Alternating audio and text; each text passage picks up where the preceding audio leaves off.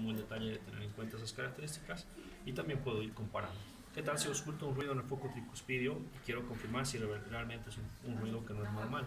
Voy al otro foco y ese ruido no está presente, solo está el ruido 1 y 2, pero aquí escucho algo más. Entonces, de esa manera comparativa, yo puedo tener una mejor idea.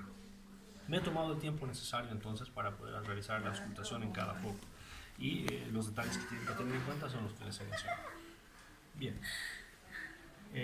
Sobre algunos detalles, en el caso de las damas, justamente la pregunta que tenían los compañeros en el otro grupo, pues estos puntos de referencia anatómicos no siempre van a estar visibles en el caso de las damas, dependiendo del volumen mamario.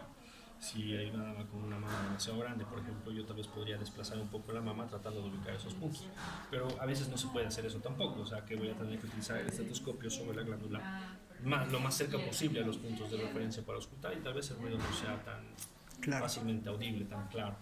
¿Ya? Entonces puede ser eso.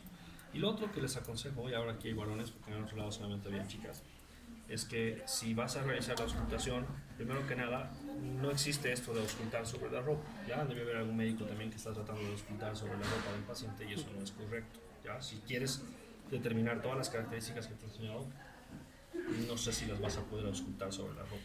Ya, no es correcto. Segundo, si es una dama y necesitas que se quite la ropa para poder auscultar bien el corazón, lo que le puedes pedir es a la enfermera que le brinde una bata. ¿Sí? Que se saque la ropa, le ponga una bata y la bata va a permitir acceder al tórax y poder auscultar.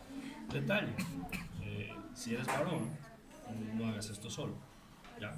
Y porque puedes tener problemas. Y seguramente pues también ha habido el caso de médicos que no hacen lo que deben y aprovechan la situación. O también pacientes que tratan de tener problemas y no sé, si yo estoy escuchando a una dama solo y grita y yo no estoy haciendo nada, es su palabra contra la mía, ¿verdad?